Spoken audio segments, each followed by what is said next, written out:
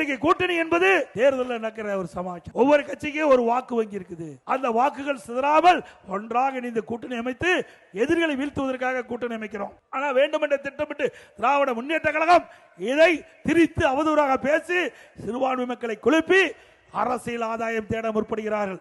சிறுபான்மை மக்கள் எண்ணி பார்க்க வேண்டும். அனைத்து இந்திய அண்ணா திராவிட முன்னேற்ற கழகத்தை பொறுத்த வரைக்கும் எம்மதமும் சம்பதம்.